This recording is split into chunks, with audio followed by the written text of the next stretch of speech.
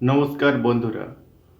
মিজোরামের Zoram people's movement party থেকে নির্বাচিত মুখ্যমন্ত্রী মিস্টার লালদুহমা প্রাইম মিনিস্টার নরেন্দ্র মোদীর সাথে শরণার্থী ইস্যু নিয়ে বৈঠক করেছেন।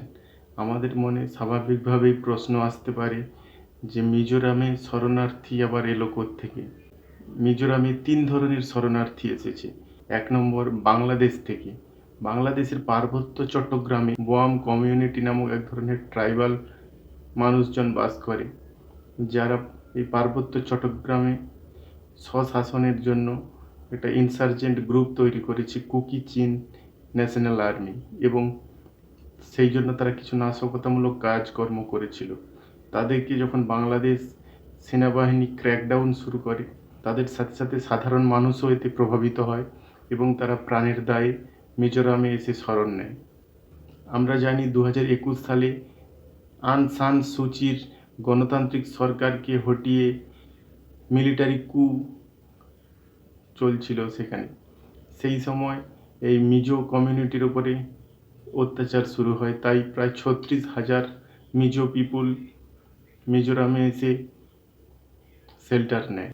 এবং তৃতীয় ধরনের শরণার্থী এসেছে মণিপুর থেকে। আমরা জানি গত বছরের মে মাসে মণিপুরে দাঙ্গা হয়, যাতে কুকি জমি প্রজাতির মানুষজনের জীবন ব্যাহত হয় এবং অত্যাচারিত হয়, নিপীড়িত হয় তারা।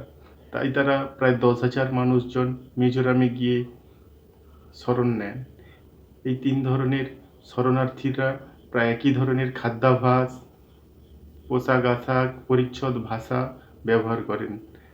তাদের কেউ কেউ তাদের সামর্থ্য অনুযায়ী আত্মীয়দের বাড়িতে ভাড়া করে থাকেন এবং অধিকাংশেরই সামর্থ্য নেই, তারা শরণার্থী শিবিরে রয়েছেন।